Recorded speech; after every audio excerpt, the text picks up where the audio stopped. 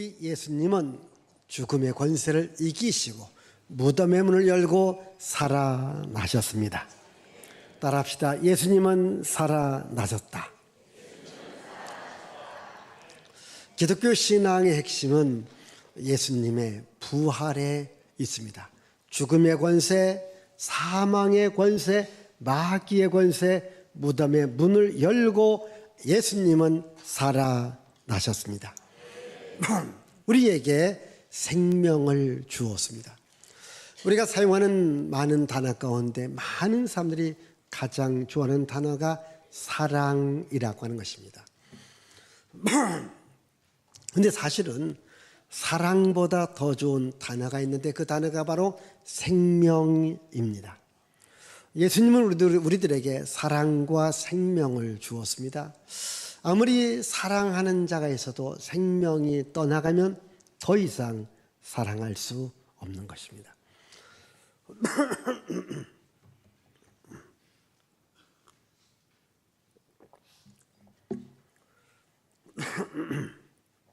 바로 가장 중요한 단어가 생명이거든요. 오늘 부활절은 우리들에게 생명의 소중함을 알려줍니다. 예수의 십자가와 부활은 우리에게 하나님의 사랑, 하나님의 생명을 보여주었습니다. 오늘 말씀 1절을 읽습니다. 1절입니다. 지길이 지남에 막달라 마리아와 야고보의 어머니 마리아와 또 살로메가 가서 예수께 바르기 위하여 향품을 사다 두었다가. 자, 여기 보시면 세 명의 여인들이 등장합니다. 이 세 명의 여인들이 예수님의 무덤을 향하여 갔습니다. 왜 예수님의 무덤을 향하여 갔을까요? 바로 향품을 예수님께 드리기 위함이거든요. 왜 향품을 드리느냐? 예수님께서 십자가에 못 박히시고 거기서 죽으셨어요. 그리고 바로 무덤에 들어갔어요. 그리고 안식일이 되었습니다. 이 안식일은 사람들이 활동할 수가 없어요. 그래서 안식일이 끝난 첫째 날 새벽, 그게 오늘 부활주일 새벽입니다. 이들이 향품을 가지고 무덤으로 가서 그래서 예수님의 몸에 이 향품을 발라드리기 위함이거든요. 죽은 자에게 한 최고의 선물 중에 하나가 바로 그 몸에 향품을 바르는 겁니다. 그래서 이 여인은 바로 예수님 몸에 향품을 바르기 위해서 예수님이 계신 무덤을 향하여 갔습니다. 그런데 이 여인들이 안식 후 전날 일찍 가면서 이런 말합니다. 누가 저 무덤의 돌을 옮겨줄까? 이렇게 말을 합니다. 자, 2절과 3절을 읽습니다. 2절과 3절입니다. 안식 후 첫날 매우 일찍이 해 돋을 때에 그 무덤으로 가며 서로 말하되 누가 우리를 위하여 무덤 문에서 돌을 굴려주리요 하더니. 우리를 위해서 누가 돌을 굴려줄까? 이렇게 염려하면서 갔습니다. 그런데 4절의 말씀을 보겠습니다. 4절입니다. 눈을 들어본즉 벌써 돌이 굴려져 있는데 그 돌이 심히 크더라. 가서 보니까 돌이 옮겨져 있었던 거예요. 이들은 돌을 옮길 생각을 했는데 가서 보니까 이미 돌이 옮겨져 있었던 거예요. 여러분, 그들이 큰 돌입니다. 어떻게 그들이 옮겨졌을까요? 그러면 거기에 사람이 없었느냐? 사실 예수님을 죽였던 그 대제사장과 서기관과 바리새인들과 장로들은 예수님이 혹시 살아있을 때 부활한다고 했는데 저 돌문이 열려지면 나올 것이다. 그래서 큰 돌을 갖다 놓고 그 다음 경비원을 세웠습니다. 우리 마태복음 28장 11절을 읽습니다. 마태복음 28장 11절. 여자들이 갈 때 경비병 중 몇이 성에 들어가 모든 된 일을 대제사장들에게 알리니. 자, 경비병을 세웠어요. 그러니까 누구도 무덤 근처에 오지 못하게, 누구도 돌을 옮기지 못하게. 설령 예수님이 무덤 속에 살아나도 바깥에 나오지 못하게끔 큰 돌로 막아놓은 거예요. 그런데 여인들이 가보니까 그 돌이 옆으로 굴려서 옆으로 가 있는 거예요. 그래서 그 무덤 속을 들어가 보니까 예수님이 안 계신 거예요. 예수님이 안 계실 뿐만 아니라 예수님이 없는 거예요. 근데 예수께서 뭐라 말합니까? 본인께서 평상시 하신 말씀이 있습니다. 그게 마태복음 16장 21절이거든요. 읽습니다. 이때로부터 예수 그리스도께서 자기가 예루살렘에 올라가 장로들과 대제사장들과 서기관들에게 많은 고난을 받고 죽임을 당하고 제3일에 살아나야 할 것을 제자들에게 비로소 나타내시니. 자, 예수께서 베드로의 신앙 고백, 예수님은 나의 주가 되시고 나의 하나님이 되시고 나의 그리스도가 되신다라고 하는 신앙 고백을 듣고 난 후에 예수께서 자기가 고난받고 죽지만은 3일 만에 다시 살아날 것을 말씀하신 것입니다. 그러니까 예수님은 죽음에 머물러 있는 분이 아니고 무덤에 계실 분이 아니고 그분이 살아나셨다고 하는 거예요. 그러면 예수님을 살려주신 분이 누굽니까? 하나님이지요. 그러면 무덤에 그 큰 돌을 옮기신 분이 누구예요? 하나님이시거든요. 그러니까 하나님께서 죽음의 권세를 물리치고 예수님을 살려주었고 그 예수께서 무덤에 나올 수 있도록 큰 돌을 옮겨 놓으신 것입니다. 그러면 우리의 신앙, 기독교의 신앙은 어디에 있는가? 죽음의 권세를 이기시고 무덤의 문을 열고 다시 살아나신 예수님을 우리는 믿는 것입니다. 그냥 무덤에 계시고 죽어 있는 예수님을 믿는 것이 아니라 무덤의 문을 열고 죽은 자 가운데 다시 살아나신 예수님을 믿습니다. 이것이 하나님의 생명입니다. 이제 이 여인들이 예수님을 보기 위해서 무덤 속에 들어갔는데 거기에 이런 일이 일어났습니다. 5절 말씀 읽습니다. 5절입니다. 무덤에 들어가서 흰옷을 입은 한 청년이 우편에 앉은 것을 보고 놀라매. 자, 흰옷을 입은 한 청년이 여인들에게 말을 합니다. 이제 그 다음 6절의 말씀입니다. 6절입니다. 청년이 이르되 놀라지 말라. 너희가 십자가에 못 박히신 나사렛 예수를 찾는구나. 그가 살아나셨고 여기 계시지 아니하니라. 보라, 그를 두었던 곳이니라. 자, 그 한 흰옷 입은 청년이 말합니다. 누구를 찾느냐? 너희들이 찾는 십자가에 못 박히신 예수는 여기 계시지 않고 살아나셨다. 아멘. 예수님이 살아나셨다. 이렇게 이야기를 해줍니다. 지금 이 여인들은 향품을 갖고 와서 예수님 몸에 바르려고 한 겁니다. 말합니다. 예수님은 살아나셨다. 지금 여기에 없다. 이렇게 말합니다. 자, 우리 기독교 신앙은 죽은 자를 믿는 게 아닙니다. 무덤을 숭배하는 것이 아닙니다. 무덤의 문을 열고 살아나신 예수님을 믿습니다. 자, 조금 더 우리 정확하게 한번 알기 위해서 제가 글을 썼습니다. 자, 다 같이 한번 글을 읽습니다. 사람이 죽으면 다시 살아나지 못한다. 죽은 사람을 신으로 만들어 놓고 그 사람을 신으로 믿으라면 믿겠는가? 오늘 우리 주변의 종교를 보면 죽은 사람을 믿는 종교인들이 많이 있다. 그 다음 우리 기독교인들은 죽은 사람을 신격화하는 그런 종교를 믿지 않는다. 우리 주변의 종교를 보라. 그들의 믿는 대상이 살아있는가? 죽었다면 다시 살아났는가? 그 어떤 종교의 교주 또는 믿는 대상들이 죽었다 살아난 적은 없다.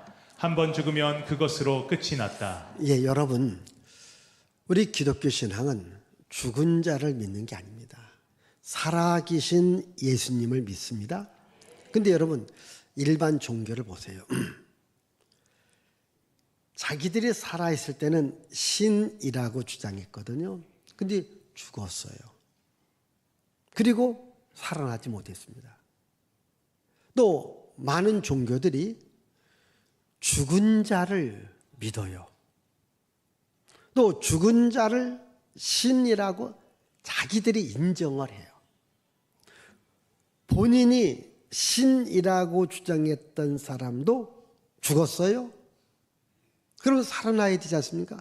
살아난 사람은 하나도 없어요. 또 사람들은 죽은 자를 신으로 인정하고 이 사람을 숭배하고 경배합니다. 이걸 우상 숭배라고 해요. 오늘 우리 주변의 종교를 보세요. 다 죽은 자를 신으로 또는 사람이 신을 만들어서 숭배하는 겁니다. 이게 얼마나 큰 잘못입니까? 여러분, 우리 주변에 이단과 사이비들이 있습니다. 이단과 사이비들의 교주들을 보면 자기들이 신이라고 말해요. 자기들은 죽으면 3일 만에 다시 살아난다고 해요. 근데 그들이 죽었어요? 3일을 기다렸습니다. 살아난다요? 살아나지 못했어요. 어떻게 합니까? 다시 무덤으로 묻어버린 거예요. 그럼 우리 기독교는 사람들이 예수님을 죽였지만은 그분은 무덤에 들어갔지만 다시 살아나신 거예요. 우리 그 다음 글 읽어보겠습니다. 그 다음입니다. 죽음을 이길 수 있는 사람은 아무도 없다. 그런데 우리가 믿는 예수님은 죽었지만 다시 살아나셨다. 아니 무덤에 묻혀 있었지만 다시 무덤의 문을 열고 살아나셨다. 죽음을 이기고 살아나셨고 지금도 살아계신 예수님을 믿는다. 자, 여러분, 죽음을 이기는 사람, 죽음의 권세를 이기고 살아난 사람 아무도 없습니다. 그럼 우리가 믿는 예수님은 죽음의 권세, 무덤의 권세를 이기고 살아나셨습니다. 오늘 우리는 살아계신 예수님, 우리들에게 생명을 주시는 예수님을 믿습니다. 이 믿음으로 우리가 살아갈 수 있기를 바랍니다. 우리 한번 갈라디아서 2장 20절을 읽습니다. 내가 그리스도와 함께 십자가에 못 박혔나니 그런즉 이제는 내가 사는 것이 아니요 오직 내 안에 그리스도께서 사시는 것이라. 이제 내가 육체 가운데 사는 것은 나를 사랑하사 나를 위하여 자기 자신을 버리신 하나님의 아들을 믿는 믿음 안에서 사는 것이라. 로마서 6장 17절 18절도 읽습니다. 하나님께 감사하리로다. 너희가 본래 죄의 종이더니 너희에게 전하여 준 바 교훈의 본을 마음으로 순종하여 죄로부터 해방되어 의에게 종이 되었느니라. 이 말씀은 예수님의 십자가의 죽음 때에 나의 죄도 함께 죽었다는 거예요. 예수께서 다시 살아나실 때 내 생명도 다시 살아나셨다. 나도 영원한 영생을 얻었다. 이겁니다. 그래서 우리는 예수와 함께 십자가에 죽고 예수와 함께 죽음의 권세에서 다시 살아나 영원한 생명을 가진 자가 되었다. 이 말씀입니다. 어쨌든 우리는 영원한 생명을 얻고 그 영원한 생명이 하나님 나라에서 영원히 산다라는 믿음을 갖고 살아갈 수 있기를 바랍니다. 자, 예수님께서 살아나신 후에 그 여인들에게 말합니다. 빨리 가서 제자들에게 말해라. 그리고 갈릴리에서 뵙자. 이렇게 말하자라고 얘기합니다. 7절의 말씀 읽습니다. 7절입니다. 가서 그의 제자들과 베드로에게 이르기를 예수께서 너희보다 먼저 갈릴리로 가시나니 전에 너희에게 말씀하신 대로 너희가 거기서 배우리라 하라 하는지라. 자, 부활하신 예수님께서 이제 여인들에게 말합니다.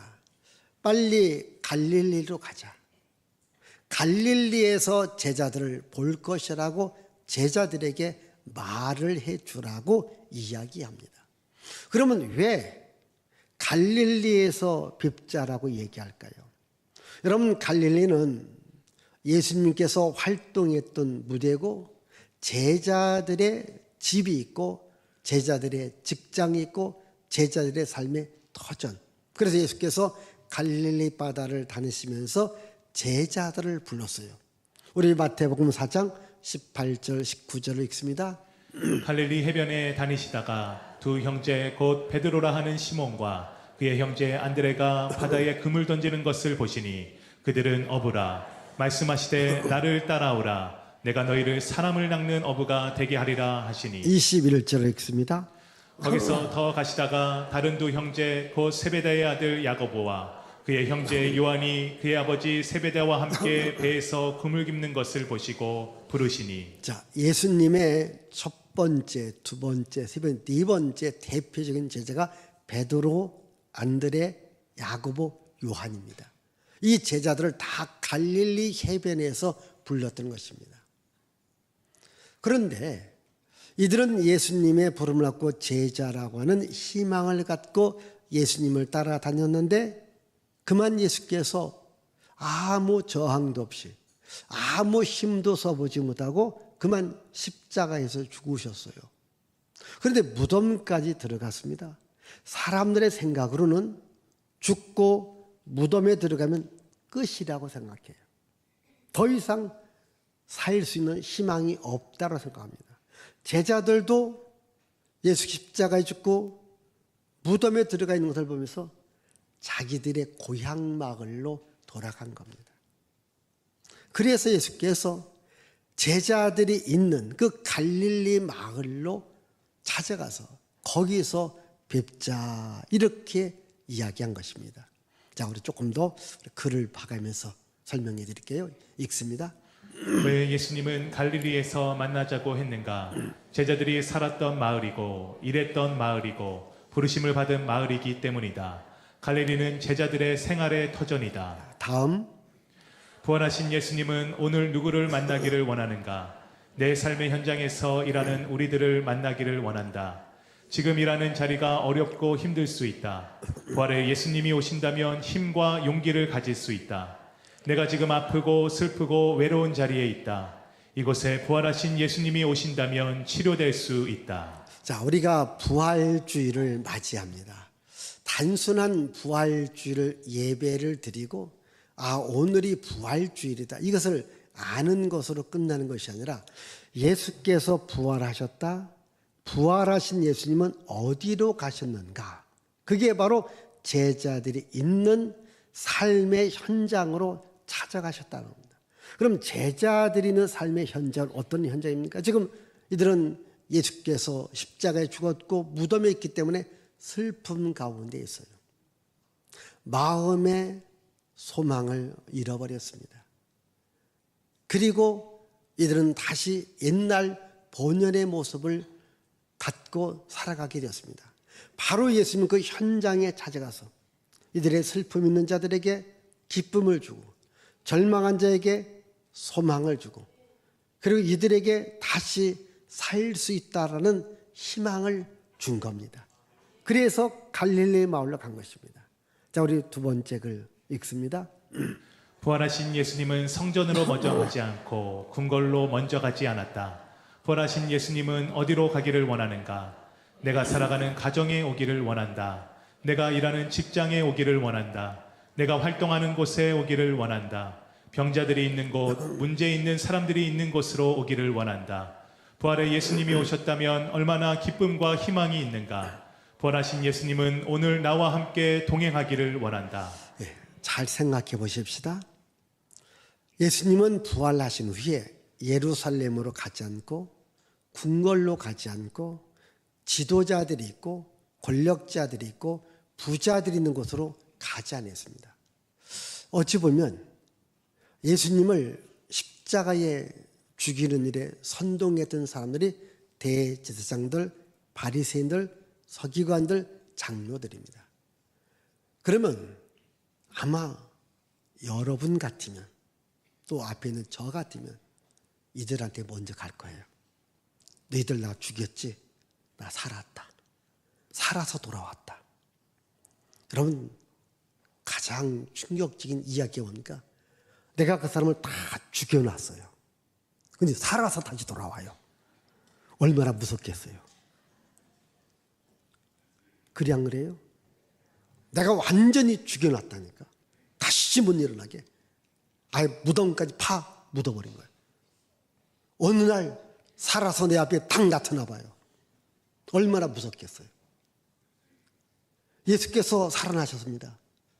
자기를 죽인 제사장들, 장로들, 서기관들, 궁궐로 예루살렘 가지 않고 오히려 낙심과 소망, 절망과 슬픔 중에 있는 그 제자들이 있는 삶의 현장으로 가셨다는 겁니다. 예수께서 이 땅에 처음 오실 때도 가난한 자, 병든 자, 죄인들, 소외된 자를 찾아다니셨어요.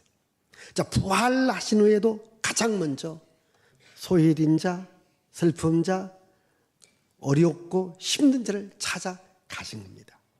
그렇다면 오늘도 우리가 부활주일을 맞이하면서 그 부활의 주님은 나의 가정에 오십니다.